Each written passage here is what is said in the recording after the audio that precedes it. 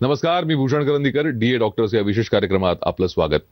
आज आपण चर्चा करणार आहोत आर्थरायटिस या आजाराविषयी. खरं तर आर्थरायटिस हा आजार नेमका आहे काय, या आजाराची लक्षणं काय आहेत, या आजाराकडे दुर्लक्ष केल्याने कोणते दुष्परिणाम आपल्याला भोगावे लागू शकतात आणि या आजारावरती नेमके उपाय काय आहेत. या आजारावरती होमिओपॅथीमध्ये नेमके उपाय काय आहेत आणि नम होमिओपॅथी यावरती नेमके कोणते उपाय करतं ज्यामुळे या आजारापासून रुग्णांना लवकर दिलासा मिळतो. या सगळ्या विषयी आपण आज जाणून घेणार आहोत आणि याविषयी आपल्याला अधिक माहिती देण्यासाठी आमच्या स्टुडिओत आले आहेत डॉक्टर आपलं स्वागत. नमस्कार. डॉक्टर, सुरुवातीला आम्हाला सांगाल की आर्थरायटिस हा आजार नेमका आहे काय आणि या आजाराची लक्षणं आपण कशी ओळखायची. तर आजचा आपला विषय जसं की तुम्ही विचारलंय की संधिवात म्हणजेच आर्थरायटिस म्हणजे नेमकं काय. तर आर्थरायटिस म्हणजे काय की ऑर्थो प्लस आयटिस. तर यामध्ये काय असतं की हाडांवरती आलेली सूज, त्याला आपण आर्थरायटिस असं म्हणतो. आर्थरायटिस ही एक खूप मोठी टर्मिनॉलॉजी आहे. तर यामध्ये आपल्याला बघावं लागेल की नेमका ऑर्थो म्हणजे हाडांवरती सूज कशा प्रकारे येते किंवा जॉईंट वरती सूज कशा प्रकारे येते. तर नॉर्मली जो आपला एक नॉर्मल जॉईंट असतो, तर तो जॉईंट म्हणजे काय की फक्त दोन हाडांचं जोडणं म्हणजे एक जॉईंट तयार होणं असं नाहीये.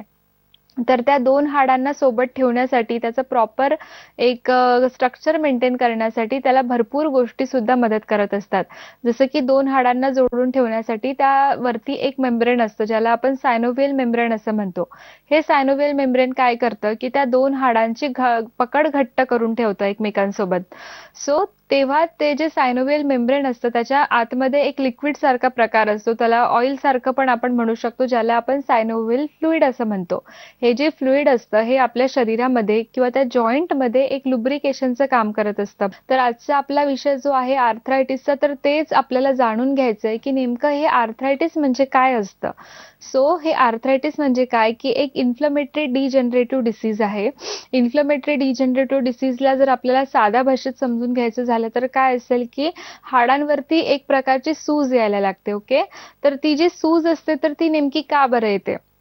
युजली आपण बघतो की जसं जसं वय वाढतं तसं तसं सांधेदुखीचा त्रास जास्त वाढायला लागतो. सो बेसिकली काय होतं ना की ॲज पर एज जसं जसं ते वाढणार त्यानुसार कॅल्शियमची लेवल आपल्या शरीरामध्ये कमी होते. कॅल्शियम म्हणा, व्हिटॅमिन डी म्हणा किंवा व्हिटॅमिन ई, फॉस्फरस ह्या ज्या गोष्टी असतात त्या शरीरासाठी खूप महत्त्वाच्या आहेत. त्या हाडांसाठी खूप जास्त पोषक द्रव्य म्हणून काम करतात. सो जेव्हा त्या गोष्टी कमी होतील तर तेव्हा काय होणार की आपल्या शरीरामध्ये ही जी हाडं असतात ती हाडं म्हणजे कॅल्शियमनी बनलेली असतात. खूप टणकपणा असतो हाडांमध्ये.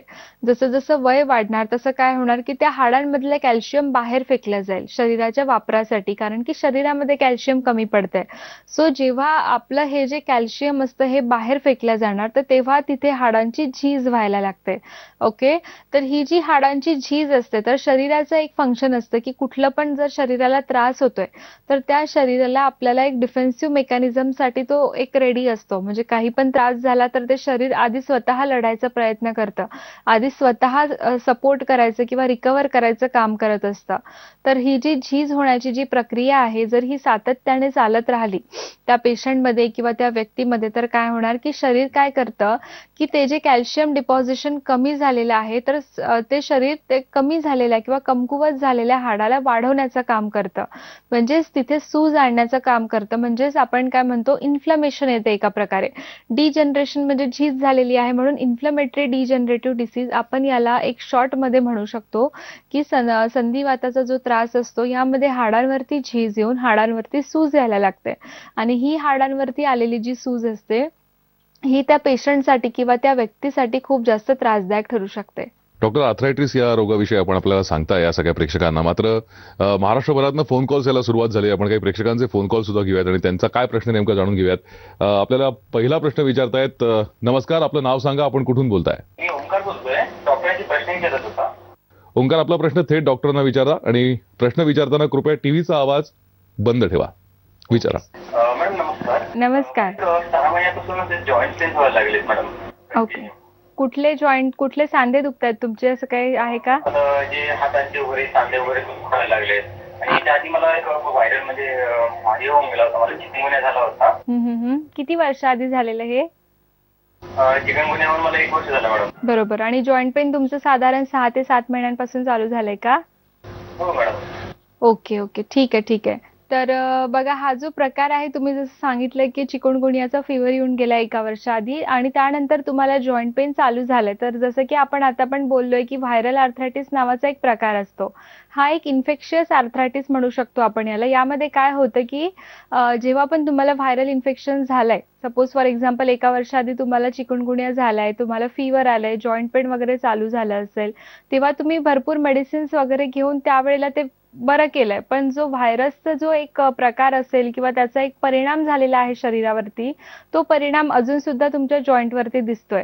तर याला आपण व्हायरल आर्थरायटिस म्हणू शकतो. तर मेन आपल्याला इथे काय करायचं आहे की कुठल्याही प्रकारचं पेन किलर असो, स्टेरॉइड असो किंवा इंजेक्टेबल्स वगैरे न वापरता होमिओपॅथिक उपचार पद्धतीने आपण तुम्हाला नक्कीच चांगला रिझल्ट देऊ शकतो या केसमध्ये. तुमच्या नजदीक किंवा तुमच्या जवळ कुठे नम्मा होमिओपॅथीची ब्रांच असेल तर तुम्ही अवश्य भेट करा. जेणेकरून आपण सर्व गोष्टी व्यवस्थितपणे पडताळून बघू शकतो की तुम्हाला नेमका त्रास काय आहे आणि कितपत लेव्हलचा आहे. त्यानुसार आपण तुम्हाला औषधी देऊ शकतो. मला वाटतं ओंकार तुमचं या उत्तराने समाधान झालं असेल. धन्यवाद. आता आपण पुन्हा एकदा चर्चेकडे वळूयात. डॉक्टर जसं आता तुम्ही सांगितलं की या सगळ्या आजारांकडे दुर्लक्ष करणं किती महागात पडू शकतं, विशेषतः आर्थरायटिसकडे. संधिवाताचं विशेषतः आपण जर प्रामुख्याने उदाहरण बघितलं तर गुडघेदुखी हा सर्वसामान्यांमध्ये वयोवृद्धांमध्ये आढळणारा आजार आहे. बऱ्याचदा अशा रुग्णांना थेट शस्त्रक्रिया करायला सांगितली जाते. तर अशा रुग्णांसाठी तुम्ही काय सल्ला द्याल? तर आर्थरायटिसचे जर आपल्याला टाइप बघायचे झाले, जसं की आपण एक इंट्रो म्हणजे छोटंसं पार्टमध्ये आपण समजून घेतलं की आर्थरायटिस काय असतं. त्याच प्रकारे आर्थरायटिसचे जर टाइप सांगायचं झालं तर त्यामध्ये 3 मेन डिवायडेशन आपण करतो. सगळ्यात पहिला टाइप म्हणजे मोनो आर्थरायटिस. मोनो आर्थरायटिस आपण का म्हणतो त्याला? कारण की इथे काय असतं की एक सिंगल हाड किंवा एक सिंगल जॉइंट त्यामध्ये अफेक्टेड असतो. त्याला आपण म्हणतो मोनो आर्थरायटिस. जसं की आपण बघतो गावठी आजारामध्ये पायाचा अंगठा वगैरे खूप जास्त सूज यायला लागतं त्यावरती किंवा त्यामध्ये त्रास व्हायला लागतो. तर ते असतं एक मोनो आर्थरायटिसचा प्रकार किंवा व्हायरल आर्थरायटिसमुळे सुद्धा एखाद्या जॉइंटवरती जर ते इन्फेक्शन कायम स्वरूपात राहिलं तर तेव्हा सुद्धा जॉइंटवरती सूज येऊन त्रास सुरू होऊ शकतो. So that is a mono arthritis. दुसरा टाइप म्हणजे काय की ऑलिगो आर्थरायटिस. ऑलिगो आर्थरायटिस म्हणजे काय की 5 सांध्यांपेक्षा जर कमी सांधे अफेक्ट असतील तुमचे, त्या 5 जॉइंटपेक्षा म्हणजे 5 जॉइंट पर्यंत जर तुमच्या जॉइंटवरती सूज आहे तर त्याला आपण म्हणू ऑलिगो आर्थरायटिस. जसं की आपण बघतो की संधिवात हा एक प्रकार आहे ज्याला आपण ऑस्टिओ आर्थरायटिस सुद्धा म्हणतो. यामध्ये काय होतं की तुमचे दोन्ही गुडघे दुखायला लागतात, पायाच्या गुडघ्यांमध्ये त्रास व्हायला लागतो किंवा मग सोरायटिक आर्थरायटिस सारखा जो प्रकार आहे यामध्ये सुद्धा जिथे जिथे पॅचेसेस आहेत, जिथे जिथे स्किन पॅचेस आहेत तुमचे, तिथे तुम्हाला जॉइंट पेन चालू व्हायला लागतो. सो दॅट इज तुमचा जो प्रकार आहे तो आहे ऑलिगो आर्थरायटिसचा.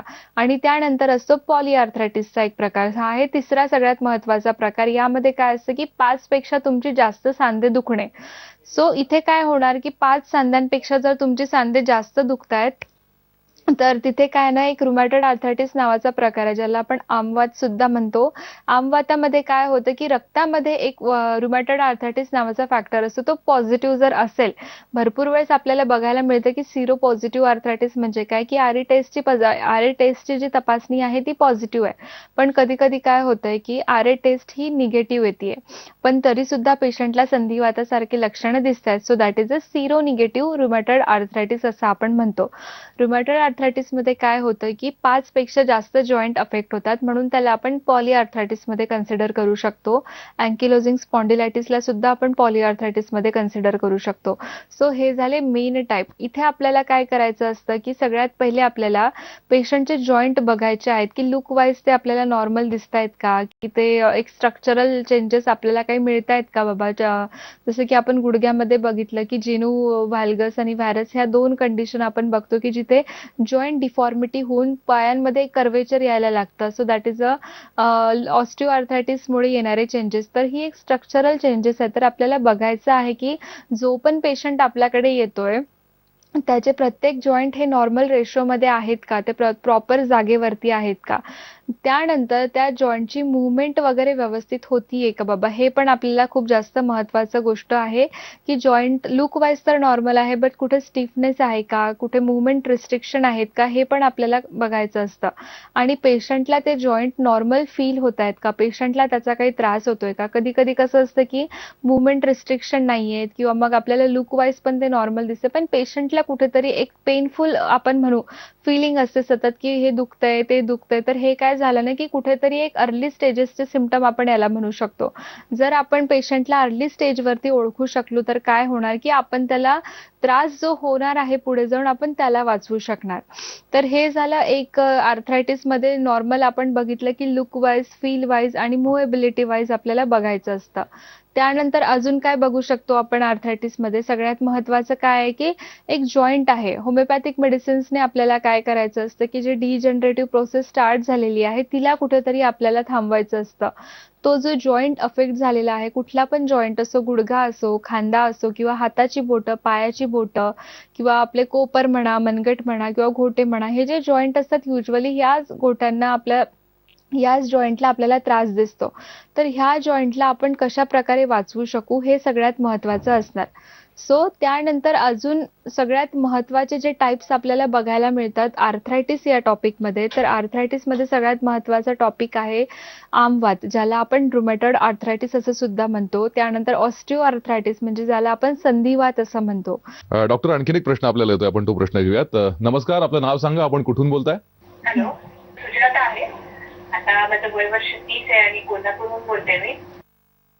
तुम्ही थेट डॉक्टरांना प्रश्न विचारू शकता, अविनाश. हॅलो. हा डॉक्टर. हा, नमस्कार. नमस्कार. आता माझं वय वर्ष 30 आहे आणि जवळपास 6-8 महिने झाले. जसं की आम्ही आता टीव्हीवरती बघतोय ना इथे की रुमॅटॉइड आर्थरायटिस आमवाताचे जे लक्षणं दाखवतात त्याचाच त्रास मला पण आहे साधारण. ओके. हाताला सूज वगैरे येते आणि खूप हातांमध्ये वेदना होतात, म्हणजे हाताच्या बोटांमध्ये. अच्छा. तर बघा, जसं की सांगितलं तुम्ही रुमॅटॉइड आर्थरायटिस सारखी लक्षणं तुमच्यामध्ये आढळत आहेत. तर रुमॅटॉइड आर्थरायटिसचा जो आजार असतो यामध्ये काय असतं ना की तुमचे जे शरीरातले छोटे छोटे सांधे आहेत, लहान हाडं जे म्हणतो आपण, म्हणजे आपल्या पायांची बोटं किंवा हाताची बोटं, आपली मनगटं, घोटे किंवा कोपर, हे जे हाडं असतात, हे जे जॉइंट असतात, यावरती आधी स्टिफनेस यायला सुरू होतो. स्टिफनेस काय येतो? कारण की जॉइंटच्या वरचं जे कॅप्सूल असतं ना हे खूप कडक बनून जातं. त्यामध्ये ताठरपणा आल्यामुळे काय होतं की तुमच्या ज्या मूव्हमेंट असतात त्या कुठेतरी रिस्ट्रिक्ट व्हायला लागतात. मूव्हमेंट करताना किंवा काम करताना तुम्हाला त्रास जाणवू शकतो किंवा सकाळी उठल्यानंतर एक मॉर्निंग स्टिफनेस पण जाणवू शकतो. तर यामध्ये हा जो आजार आहे यामध्ये काय होतंय की हा एक ऑटोइम्युन आजार आहे. ऑटोइम्युन म्हणजे काय की शरीराची जी रोगप्रतिकारक शक्ती आहे ती तुमच्याच शरीरासोबत लढतीये एका प्रकारे. सो त्या प्रोसेसमुळे काय होतंय की तुमच्या हाडांवरती सूज येतेय, तुमचे कॅप्सूल्स जे आहेत ते कुठेतरी सुजतायत आणि तुम्हालाच ते त्रास देतायत. इथे आपल्याला काय करावं लागेल की एक कॉन्स्टिट्यूशनल मेडिसिन आपण जे म्हणतो की तुम्हाला नेमका तुमचा स्वभाव कसा आहे, मानसिक स्थिती कशी आहे, तुमच्या शारीरिक तक्रारी काय आहेत, आजार सुरू होण्याआधी तुम्हाला काय मानसिक ताणतणाव होता, ह्या सगळ्या गोष्टी जर आपण व्यवस्थितपणे बघितल्या, अभ्यास करून बघितल्या, तर तुम्हाला नक्कीच या आजारामधून आपण मुक्त करू शकतो. ओके. आयुष्यभर काही गोळ्या घ्याव्या लागतात या गोळ्या? नाही, कसं असतं की प्रत्येक पेशंटचं एक आपण म्हणतो की इंडिव्हिज्युअलिटी असते. प्रत्येक माणूस हा एक दुसऱ्यांपासून वेगळा असतो. त्याचप्रमाणे औषध देण्याचे प्रकार सुद्धा आपले वेगळे आहेत. एकदा का औषध दिलं तर तुमचं शरीर त्या मेडिसिनला कशा प्रकारे रिस्पॉन्स करतं, तुमच्या बॉडीने सुद्धा तेवढा रिस्पॉन्स देणं खूप महत्त्वाचं असतो. सो हे लाईफटाईम मेडिसिन घेण्यापेक्षा आपण म्हणू की तुम्ही एकदा या, व्हिजिट करा. एकदा औषधी चालू केल्यानंतर आपल्याला हळूहळू जसा प्रोग्रेस होत जाईल आजारामध्ये किंवा तुम्हाला फरक पडायला लागेल, त्यानुसार आपण पुढच्या गोष्टी डिसाईड करू शकतो. धन्यवाद, तुम्ही आमच्याशी बोललात त्यासाठी. डॉक्टर, आपण पुढची चर्चा सुरू करूया. तर रुमॅटॉइड आर्थरायटिसमध्ये जसं की आपण सांगितलं की पेन, स्वेलिंग आणि मूव्हमेंट रिस्ट्रिक्शन या 3 गोष्टी खूप जास्त महत्त्वाच्या आहेत. जर तुम्हाला गुडघेदुखीचा किंवा सांधेदुखीचा त्रास जर जाणवत असेल तर. रुमॅटॉइड आर्थरायटिसमध्ये कसं असतं की त्यामध्ये स्टेजेस वाईज आपल्याला चेंजेस दिसायला लागतात. सगळ्यात पहिल्या स्टेजमध्ये काय होतं की तुमचे जे छोटे छोटे जॉइंट्स आहेत शरीरातली, त्या जॉइंटच्या कॅप्सूलवरती कुठे ना कुठे स्टिफनेस आणि ताठरपणा येऊन काय होतं की ते मूव्हमेंट हळूहळू कमी व्हायला लागतं. स्टिफनेस यायला लागतो हातापायांमध्ये. ओके. त्यामुळे काय होणार की तुमची जी मूठ वगैरे मारण्याचे ते घट्टपणे तुम्ही मारू शकणार नाही, हातापायांचं हालचाल करू शकणार नाही, काम करताना तुम्हाला काहीतरी दुखणं वगैरे चालू होऊ शकतं.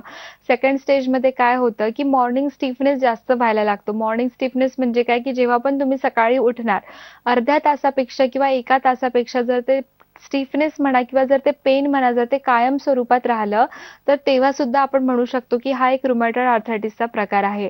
थर्ड स्टेजमध्ये काय होतंय की कुठेतरी कॅप्सूलवरती सूज तर आलेलीच आहे, स्टिफनेस तर आलेलाच आहे, हाडांवरती पण सूज येऊन काय होतं की मूव्हमेंट रिस्ट्रिक्शन व्हायला लागतात हळूहळू. हे मुवमेंट रिस्ट्रिक्शन जर कायम स्वरूपात राहत गेलं तुमच्या शरीरामध्ये, तर काय होणार की जॉईंटमध्ये डिफॉर्मिटी यायला वेळ लागत नाही. 4th स्टेजमध्ये आपण काय बघतो किंवा 3rd स्टेजमध्ये आणि 4th स्टेजमध्ये काय बघतो आपण की जॉईंटच्या डिफॉर्मिटीज आपल्याला मिळतात. नॉर्मल जे स्ट्रक्चर असतं जॉईंटचं किंवा जे हाडं आपल्याला प्रपोर्शनमध्ये असायला पाहिजे ते तुमचे व्यवस्थितपणे राहत नाही. त्यामध्ये कुठेतरी तुम्हाला बदल झालेला दिसतो. भरपूर वेळेस आपल्याकडे जॉईंट डिफॉर्मिटीजचे पण पेशंट येतात की असं म्हणजे जॉईंट पूर्ण बदललेले आहेत, त्यांचे आकार सगळे बदललेले, तर ते सरळ होऊ शकतात का? तर कसं असतं ना की आपण शेवटच्या स्टेजवरती येऊन जर आपण ट्रीटमेंट दिली तर आपण त्याला फक्त पुढे जाण्यापासून थांबवू शकतो, पण आपण पूर्णपणे बॅकवर्ड नाही येऊ शकत किंवा पूर्णपणे आपण मागे येऊ शकत नाही, कारण की त्या आजाराकडे तेवढे वर्ष दुर्लक्ष झालेलं असतं किंवा व्यवस्थितपणे ट्रीटमेंट घेतलेली नसते. तर इथे काय होतं ना की आपल्याला जर जाणवतंय की पेन होतंय किंवा तुम्हाला सूज येतंय, तुमच्या मुवमेंट कुठेतरी थांबतायत, तर आपल्याला त्या गोष्टीसाठी जर तुम्ही आत्ताच लक्ष दिलं तर तुम्हाला जॉईंट डिफॉर्मिटी पर्यंत जाण्याची वेळ येत नाही. रुमॅटॉइड आर्थरायटिसमध्ये आणखी काय होतं की इंटरनली स्वेलिंग राहते हाडांवरती, तर त्यामुळे काय होणार की सतत एक फिवरिश फिलिंग राहते शरीरामध्ये, कुठेतरी काहीतरी एक कणकणी जे म्हणतो आपण ते तुम्हाला सतत जाणवत राहू शकते. सो ह्या सगळ्या गोष्टी आपल्याला अवॉइड करायच्या असतील तर लवकरात लवकर ट्रीटमेंट जर घेतली तर नक्की आपण ती अवॉइड करू शकतो. तर आपण ही चर्चा सुरू करणार आहोत, मात्र त्यापूर्वी आणखी एक प्रश्न आपल्याला येतोय, आपण प्रश्न जाणून घेऊयात. नमस्कार, बोला, आपलं नाव सांगा. माझं नाव किरण आहे. मी बोला, तुम्ही थेट डॉक्टरांना प्रश्न विचारू शकता. हॅलो, हा किरण बोला. हा मॅडम, माझं 30 वर्ष आहे. मॅडम, मला गुडघेदुखी थोडासा गुडघा जास्त असतो थंडीच्या टाइममध्ये आणि बोटं थोडे थंडीच्या टाइम थोड्याशा वाकडे वगैरे करतात. त्याचा टीव्हीवर शो लागतो त्या पद्धतीने. ओके, कुठले पायाची बोटं म्हणताय की हाताची बोटं म्हणताय? काय म्हणताय? बोटं कुठली दुखतायत तुमची, हाताची की पायाची? हाताचे मॅडम. हाताची बोटं आणि गुडघा दुखतोय का? हो हो हो. बर. आणि थंडीच्या दिवसांमध्ये त्रास वाढतोय तुम्हाला? जास्तीचा त्रास. हो, जास्तीचा त्रास. ओके, किती वर्षापासून त्रास चालू झालाय? 2 वर्ष झाली मॅडम. 2 वर्षांपासून. ठीक आहे. आणि तुमच्या कामाचं स्वरूप मला कळू शकेल का? तुम्ही काय काम करताय? मॅडम, मी एक ऑफिसमध्ये बसून काम करतो. कंटिन्यू बसून सिटिंग काम असतं का? हो, सिटिंग बसून. ओके. तर बघा, जसं की तुम्ही मला सांगितलंय की तुमचं छोटे छोटे सांधे पण दुखतात आणि गुडघादुखी वगैरे पण चालू झालाय, तर हे काय असतं ना, एक संधिवातासारखी लक्षणं आहेत. म्हणजे हाडांवरती कुठेतरी सूज येतेय, कुठेतरी डिजनरेटिव्ह प्रोसेस चालू झालेली आहे, बरोबर? आणि त्यामध्ये काय होतं की जर तुमचं कंटिन्युअसली सिटिंगमध्ये काम असेल तर आपल्या शरीराची जेवढी पाहिजे तेवढी हालचाल होत नाही, आपल्या मसल्सला स्ट्रेंथनिंग मिळत नाही, मजबूती मिळत नाही. तर यासाठी तुम्ही जेवढं होईल तेवढं व्यायाम, एक्सरसाइज वगैरे थोडं चालू करा. तुमच्या डाएटमध्ये थोडाफार तुम्ही चेंज करू शकता. बॉइल्ड अंडी वगैरे तुम्ही घेऊ शकता, मिल्क घेऊ शकता, किंवा मग जर जास्त दुखणं असेल तर यासाठी मेडिसिनची गरज तर नक्कीच पडेल. पण त्यासोबत तुम्हाला फिजिओथेरपीचं सुद्धा जर आपण चालू केलं ट्रीटमेंट तर काय होणार की तुमच्या मसल्समध्ये एक प्रकारची मजबूती येईल आणि आपल्या औषधामुळे काय होईल की तुमची झीज होण्याची जी प्रक्रिया चालू झालेली आहे आपण ती पण थांबवू शकतो. म्हणजे ॲट अ टाइम आपण तुम्हाला पूर्ण आजारामधून मुक्तता देण्यासाठी नक्कीच ट्राय करू शकतो. तर तुम्ही नक्कीच आपल्या घाटकोपरला पण एक ब्रांच आहे नम्मा वैद्यशाळा, तिथे तुम्ही व्हिजिट करा. प्रश्नाचं उत्तर तुम्हाला मिळालंय. धन्यवाद, आमच्याशी संपर्क साधलात.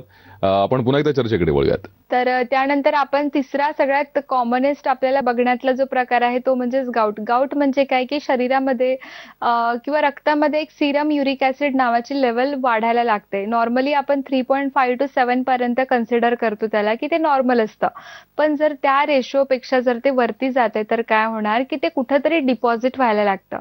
युरिक ऍसिड म्हणजे काय की आपल्या शरीरामध्ये 3.5 ते 7 पर्यंत आपण कन्सिडर करू शकतो की ते असायला हवं.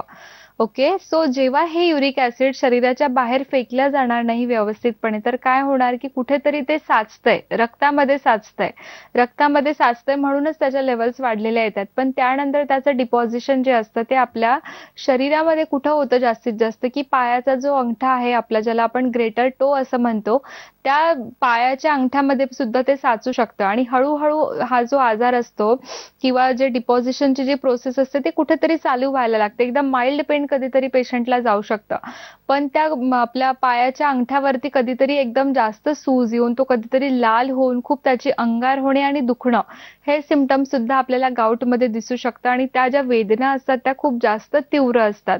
खरंय. डॉक्टर, आता याचे प्रकार कळले, याची नेमकी कारणं कळली, लक्षणं सुद्धा कळली.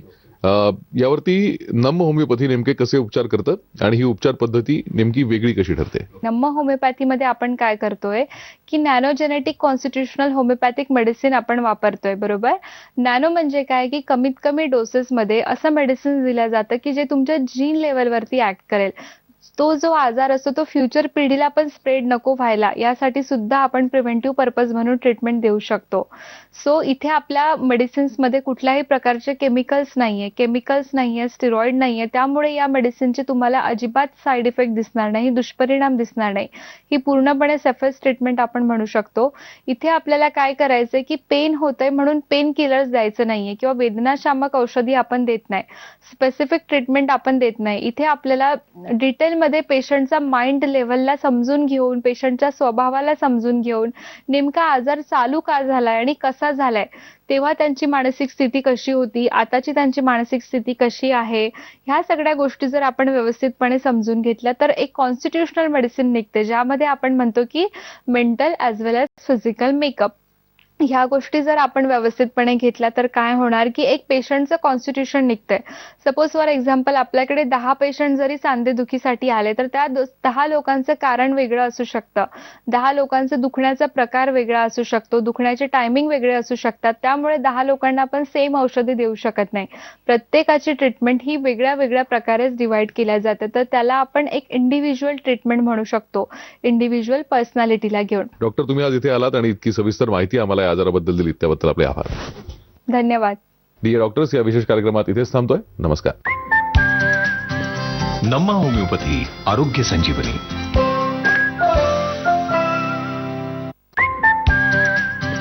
नम्मा होमिओपॅथी, आरोग्य संजीवनी. जर श्वेता पुन्हा मल्हारचं ऑफिस जॉईन करणार असेल तर आय एम शुअर तुझ्या आणि मल्हारच्या नात्यात अंतर निर्माण होईल.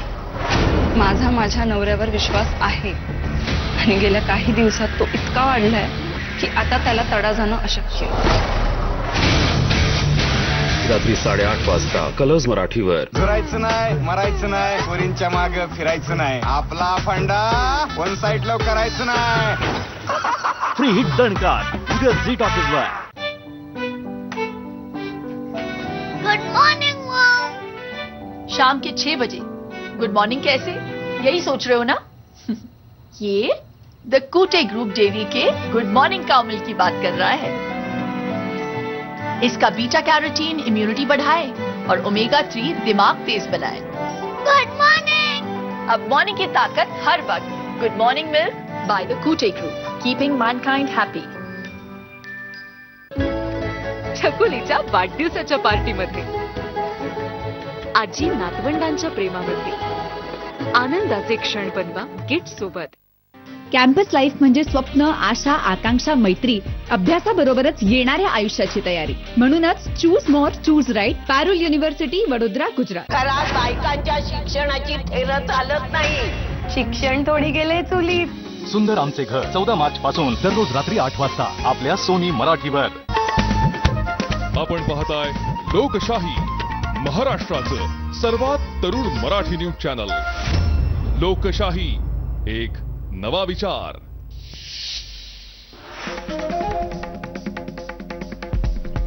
विरोधी पक्षनेते देवेंद्र फडणवीस घेणार पत्रकार परिषद. दुपारी 1 वाजता फडणवीस साधणार संवाद. फडणवीस काय बोलणार याकडे सर्वांचं लक्ष.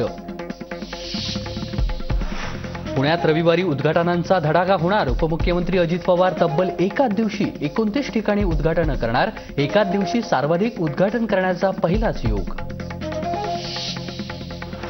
अमरावतीत प्रकल्पग्रस्त शेतकऱ्यांच्या उपोषणाचा 9वा दिवस. 7 पेक्षा अधिक उपोषणकर्त्या शेतकऱ्यांची प्रकृती खालावली. 16 तारखेला जयंत पाटील यांच्या अध्यक्षतेखाली बैठकीत तोडगा. बच्चू कडूंची माहिती. भाजपनं इलेक्ट्रॉनिक मतदान यंत्रांच्या माध्यमातून मतांची लूट केली. निवडणूक यंत्रणेचा सरसकट गैरवापर करून भाजपनं विजय मिळवला. पश्चिम बंगालच्या मुख्यमंत्री ममता बॅनर्जी यांचा दावा.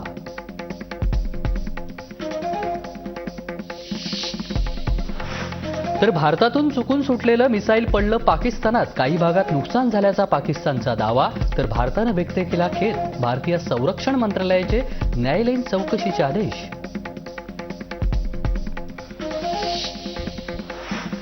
जम्मू काश्मीरमधील पुलवामात जवान आणि दहशतवादी यांच्यात चकमकीत 2 दहशतवादी ठार तर 1 ग्रामस्थ जखमी. जवानांकडून अन्य दहशतवाद्यांचा शोध सुरू. तर दिल्लीतील गोकुळपुरी झोपडपट्टीला भीषण आग. आगीत 7 जणांचा होरपळून मृत्यू. मध्यरात्रीच्या सुमारास लागली होती आग. आगीवर नियंत्रण मिळवण्यात अग्निशामक दलाला यश. तर जळगावमध्ये केळकर मार्केटमधील कापड दुकानांना भीषण आग. 7 ते 8 दुकानं आगीत जळून खाक. शॉर्ट सर्किटमुळे आग लागल्याची शक्यता. आगीत लाखो रुपयांचं नुकसान. औरंगाबादमध्ये सैन्य भरतीत घोटाळ्याचा प्रयत्न. बनावट जन्मदाखला दाखवून भारतीय भरतीत सहभाग. 7 जणांविरुद्ध गुन्हा दाखल. साताऱ्यात पसरणी येथे उसानं भरलेला ट्रक कालव्यात कोसळला. कालव्यातील पाणी बंद करून ट्रकला बाहेर काढण्यात यश. लाखो लिटर पाणी वाया. मात्र कोणतीही जीवितहानी नाही. तर पुण्यात क्लाईन मेमोरियल इंग्लिश मीडियम स्कूलमध्ये पालकांना बाउन्सरकडून मारहाण. इंग्रजी माध्यम शाळेत बाउन्सरची मारहाण करत दादागिरी. रविवारी रेल्वेच्या 3ही मार्गावरती मेगा ब्लॉक. पश्चिम रेल्वेवरती 5 तासांचा जम्बो मेगा ब्लॉक. सांताक्रूज ते गोरेगाव दरम्यान मेगा ब्लॉक. तर मध्य रेल्वेवरती ठाणे आणि कल्याण दरम्यान मेगा ब्लॉक. बापानेच 1 वर्षाच्या चिमुकलीला जिवंत पुरलं खड्ड्यात. वाशिम जिल्ह्याच्या रिसोड तालुक्यातील धक्कादायक घटना. आरोपी बाप पोलिसांच्या ताब्यात. मात्र घटनेत चिमुकलीचा मृत्यू. मुलीची आणि पत्नीची हत्या केल्यानंतर आरोपीनं स्वतःही गळफास घेऊन केली आत्महत्या. नागपूरच्या MIDC पोलीस स्टेशन अंतर्गत घडली घटना. प्रकरणात पोलिसांचा तपास सुरू.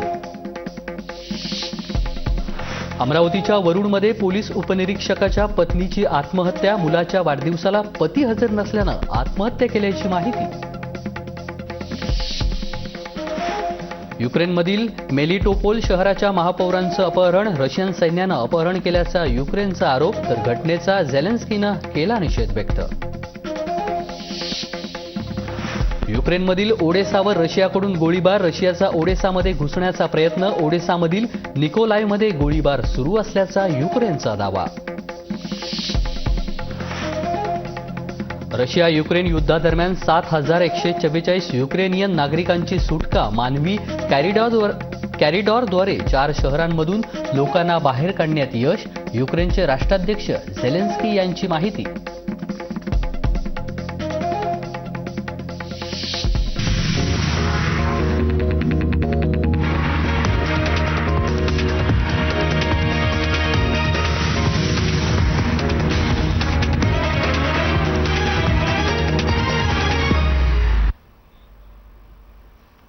नमस्कार, मी तेज बोरगरे. आपण पाहताय लोकशाही न्यूज. दुपारच्या 12च्या बातमीपत्रात आपलं सगळ्यांचं स्वागत करतो. बातमीपत्राची सुरुवात करतोय हेडलाईन्सना. टॉप हेडलाईन्सचे सहप्रायोजक आहेत चकोते. स्वाद, गुणवत्ता आणि विश्वासाची 30 वर्ष.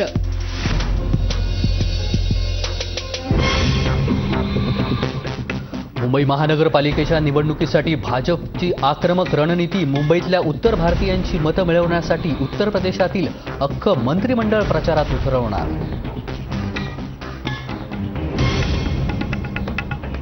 उद्या पुण्यात उद्घाटनांचा धडाका. उपमुख्यमंत्री अजित पवार करणार तब्बल एकाच दिवशी 29 ठिकाणी उद्घाटनं. तर देवेंद्र फडणवीस करणार 6 ठिकाणी उद्घाटन.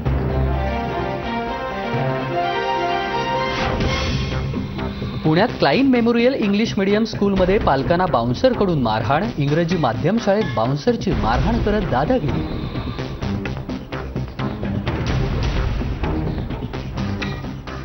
तर तंबाखूला चुना लावायला मागितल्यानं 2 गटामध्ये वाद. वादानंतर झालेल्या हाणामारीत एका व्यक्तीचा चाकूनं भोसकून खून. तर